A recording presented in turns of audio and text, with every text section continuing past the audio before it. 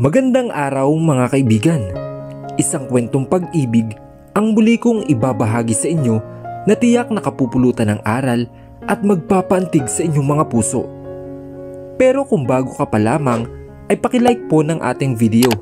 Pakiclick ng subscribe button, gayon din ng bell icon para lagi kang updated sa mga susunod ko pang upload.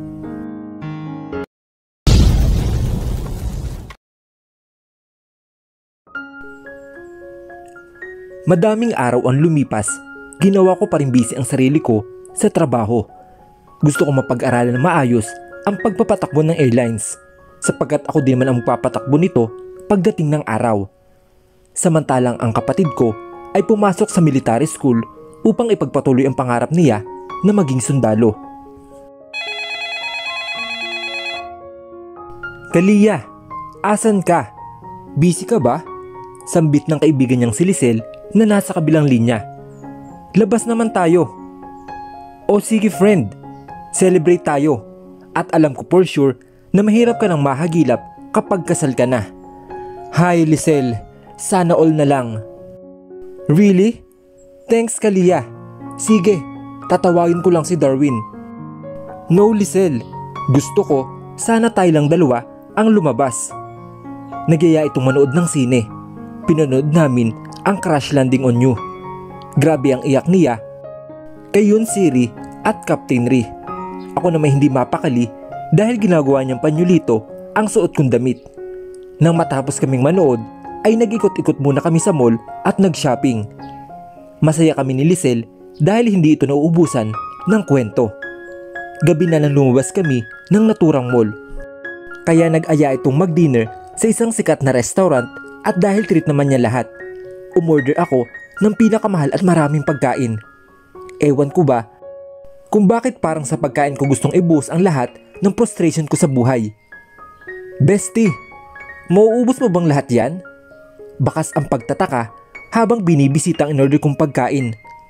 Oo naman, pag hindi ko naubos, edi iuuwi ko na lang. I giggly said. Kalia, ikaw ba yan? Ang kilala ko kasing Kalia, hindi pa nakakailang subo ay umaayaw na. Pero ngayon, what the hell is happening to you? Napapantastikong sinabi niya. I just want to satisfy my craving at pantanggal stress na rin. Kibit balikat yung sinabi. Total libre ko naman, kaya go. Hindi ko na ito pinansin at tahimik na lang na kumakain. Ngunit napukaw ang pansin ko ng isang lalaking papasok sa entrada ng restaurant. Napaawang ang labi ko nang makita ito na umupo sa isang sulok ng lamesa. Hindi ko mapigilan ang sarili ko na tumayo na ikinagulat naman ni Lisel.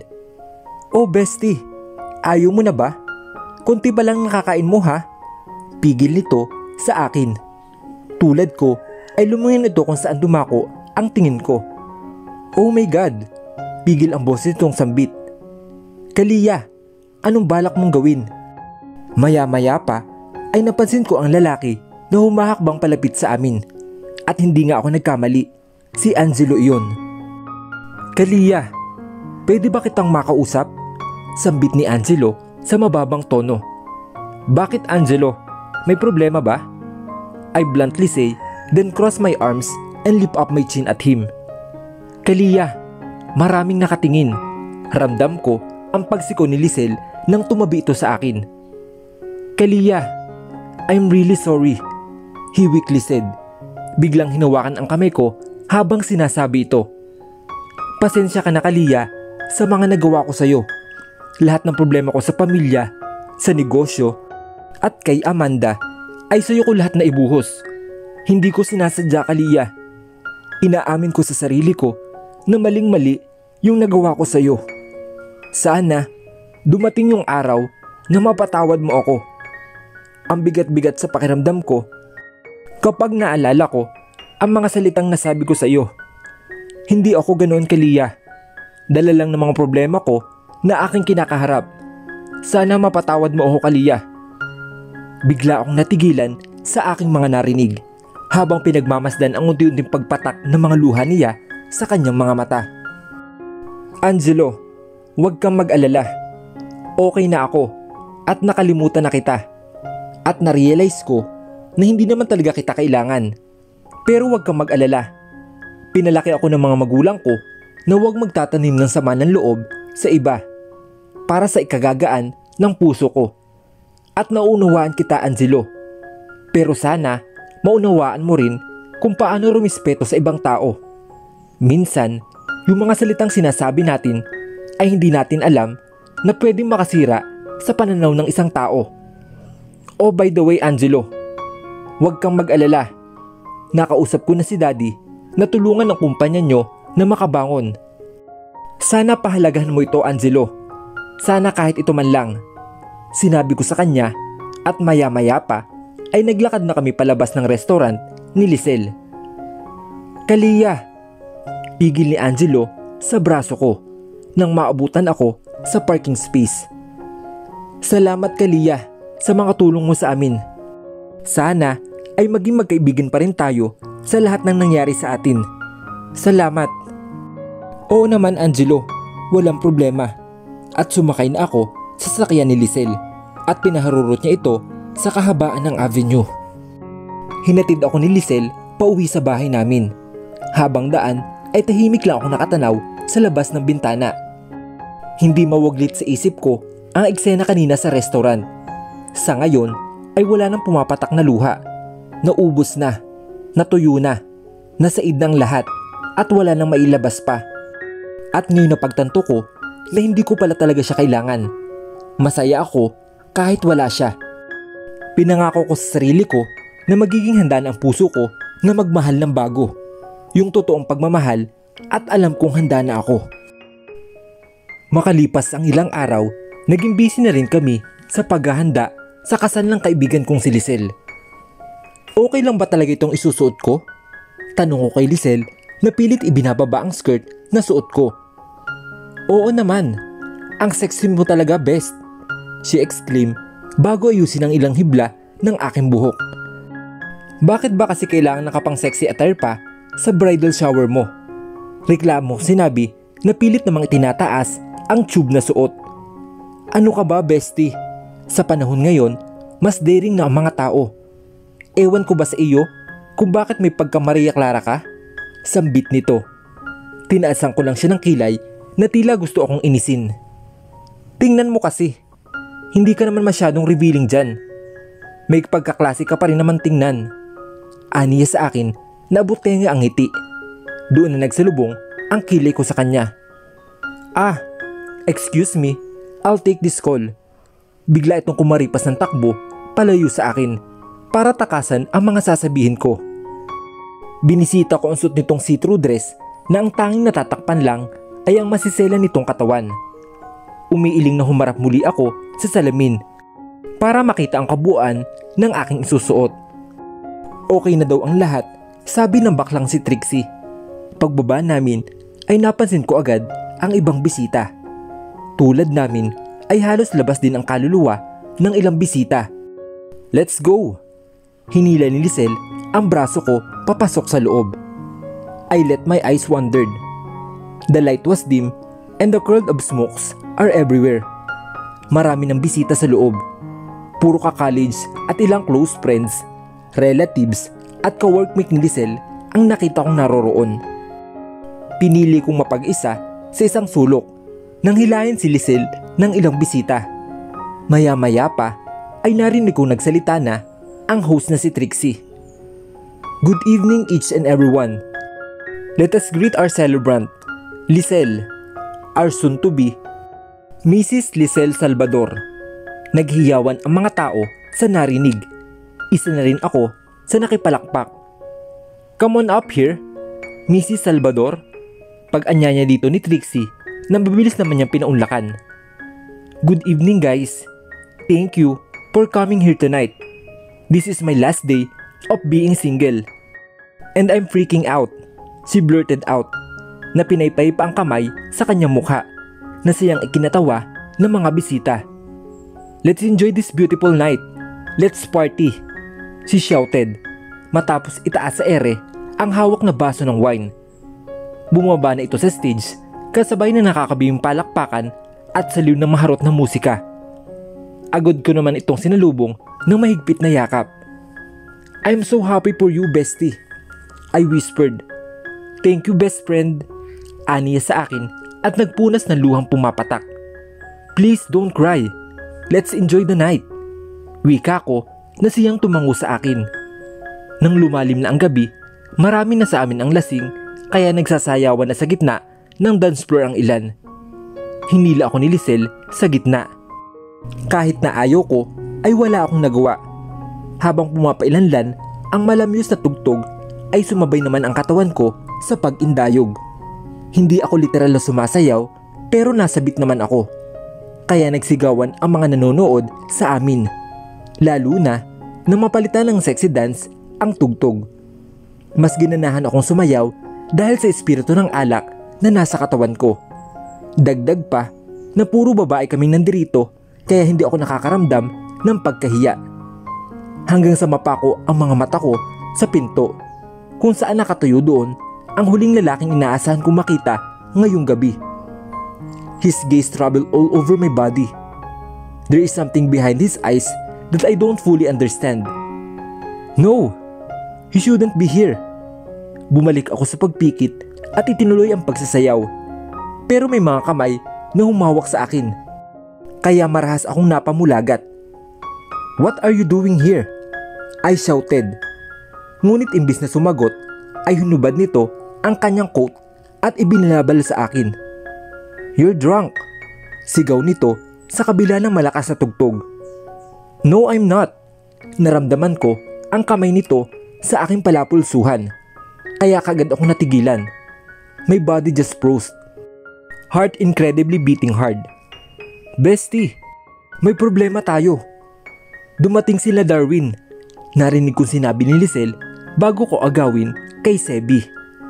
Nagpatangay ako sa mga hila nito kung saan sinalubong namin ang palapit na si Darwin. Hello love, what are you doing here? Salubong ni Lisel na nanlalaki ang mata sa pagkabigla. Napagdesisyonan ng barkada na dito na lang ituloy ang party. Sagot nito at humalik sa pisngi ng huli. Hindi ka dapat nandito. Pagmamaktol ni Lisel sa kanyang fiancé. It's alright love. Mukhang nag-i-enjoy naman silang nakita kami. Sagot dito ni Darwin bago sulyapan ng ilan nitong kasama. Nilingon ko ang mga kasama niya. Sa tingin ko, mga nasa 10 sila at ang iba ay kilala ko sa mukha. Sure love, masaya nga ako at nandito kayo. Pagsang-ayon dito ni Lisel bago yapusin ang mapapangasawa at gawaran ng halik sa mga labi nito. Bigla namang naghiyawan ang mga taong nandirito, kasabay ng pagpapakilala ng host sa mga bagong dating. Bahagya akong lumingap para hanapin ang mga mata si Sebi. I saw him sitting at the stool chair in front the bar counter while drinking a glass of vodka. My heart almost stopped on its beat. I couldn't suppress the feeling overwhelming me. His dark eyes and well-controlled aura hit me. Hindi ko matagalan ang mainit nitong mga titig kaya mabilis kong pinutol ang tingin dito at hinanap ang daan patungong comfort room. Hindi pa man ako nagtatagal sa loob ng cubicle na makarinig ng mga tinig na nag-uusap. My God! Ang gugwapo ng kasama ni Darwin. No wonder kung bakit halos magkagulo ang mga girls kanina. I heard someone said outside. Yung isang tropa ni Darwin, yung si Sebi, ang hunk. I can't wait to meet him. Dagdag pa ng isang boses. Umiiling na pumikit ako. They shouldn't be here. He shouldn't be here. Nang makabalik ako sa party, ay naupo ako sa tabi mismo ni Lisel, kaharap ang mga bisita ni Darwin. Sinuyod ko ng tingin ang mga ito. Ang tanging pamilyar lamang sa akin ay si James, na anak ng business partner namin sa airlines, at si Sebi na nasa harapan ko mismo. I shifted on my seat uncomfortably. Hanggang ngayon kasi ay ramdam ko pa rin ang init ng mga titig niya sa akin. Pre, pakilala mo naman kami sa kasama mo. Sumulap ako kay Darwin na siyang lumingin sa banda ko. Kalia, okay lang bang pakilala kita sa kanila? Tanong nito sa akin. Tumango naman ako bilang pagsang-ayon dito. Guys, I'd like you to meet Kalia. Kalia Mercado, my fiance's best friend. Isa-isa nga nagpakilala ang mga kaharap ko hanggang sa may isang naglahad ng kamay sa akin. Hi, nice to meet you again, Kalia, he said with confidence. Nice to meet you, sir, I replied. Hindi ko mapigilang mapasinghap dahil sa higpit ng hawak niya sa aking kamay. Hindi ko mamukhan ito dahil sa suot nitong maskara. Gayunpaman ay binisita ko ang kabuuan niya. Mukhang gwapo ito. Ang buhok na halatang bawang gupit ay nakapagbibigay dito ng malakas na apil. Hindi niya masyadong maaninag ito dahil ang tanging ilaw lang ay ang aandap-andap na sumasabay sa musika. Parang pamilyar ito, ngunit hindi niya maalala. I slowly pull my hands of him and pinned a smile. Lumalim ang gabi at halos lahat ng bisita ay nasa gitna at nagsasayaw. Darwin and Lisel are also there, leading the dance floor, until this guy approaches me again. Hi, would you mind dance with me? He muttered in a resonant voice. Sandaling lumipad ang tingin ko kay Sebi na siyang tahimik sa kanyang pwesto. He's been quiet the whole night. Hindi tuloy ako nagkaroon ng chance na kausapin ito at ibalik sa kanya ang coat na suot ko pa rin hanggang ngayon. Sa huli ay bumaling ako sa lalaki na siyang nalahad ng kamay sa akin kanina. Sure, I answered. Mabilis naman naming narating ang gitna ng dance floor at nakisabay ng sayaw sa malamyos na musika. You're so beautiful, Kalia, he whispered to my earlobe. I shut my eyes as he wrapped his arms around my waist gently. Can I ask you something? He whispered again. What is it? Sinalubong ko ang kanyang mga titig na siyang bahagya namang yumuko sa akin. Can I courted you? He sweetly asked. Hindi ko pa nagawang sumagot na mas sinapit nito ang balakang ko. He slowly lowered down his face and looked at my pompous lips. Buong akala ko ay hahalikan ako nito, pero labis kong ikinagulat ang sumunod na nangyari. Sebi clutched his arms away from me. Matapos noon, ay mabilis niya itong inundayan ng suntok. What is wrong with you? Tangkasa ng tatayo ang lalaki, ngunit muli itong sinapak ni Sebi. Doon ako pumagitan. Ano bang problema mo? Pinaningkutan ko ito ng mata. He didn't bother to answer me. Instead, he dragged me outside the bar.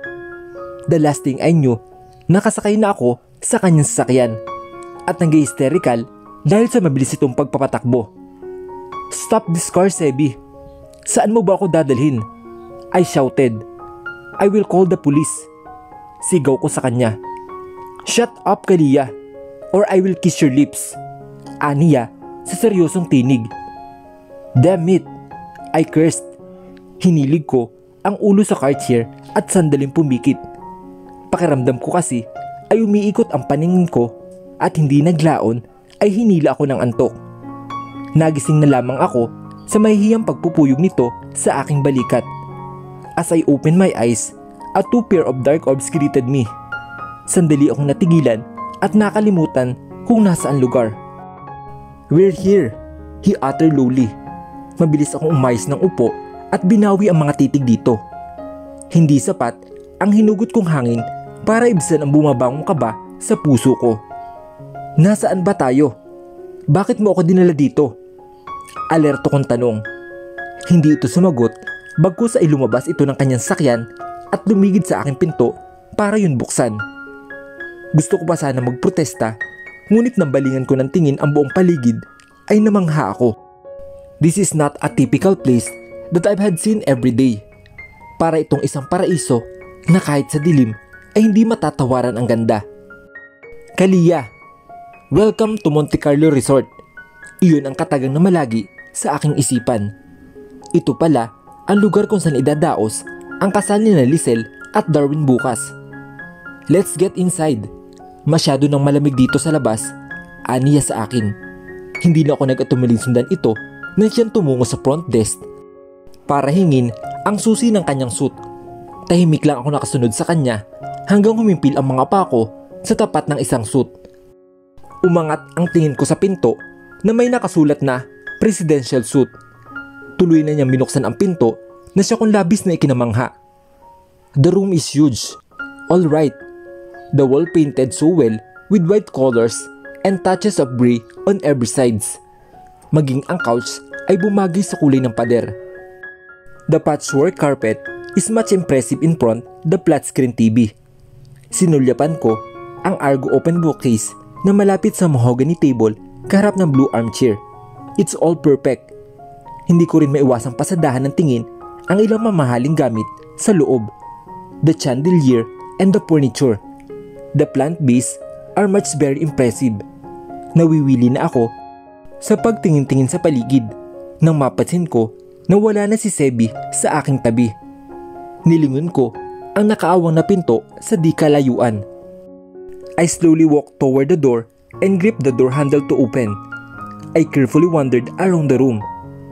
Higit ko ang paghinga dahil sa ganda ng king size bed na naroroon. Dahan-dahan akong nahiga sa kama. Slowly shut my eyes for a moment and peeled the warm and soft of the bed. Ngunit bigla akong napabalikwas ng bangon nang marinig ang lagaslas ng tubig mula sa dutsa. Agad umakyat ang kaba sa puso ko at mabilis nagpanik. Ganun na lamang ako natigilan nang marinig kong pinatay nito ang dutsa. My heart almost stopped. Hindi malaman kung ano ang susunod na gagawin. Kung magpapanggap naman ako natutulog ay hindi ka panipaniwala. Kaya minabuti ko na tumalikod sa kanya at pumikit na mariin habang hinihintay itong makalabas sa banyo. Narinig kong bumukas ang pinto at ang marahan nitong pagsara. Halos higitin ko ang paghinga ko para pigilan ang bumabangong kaba sa puso ko.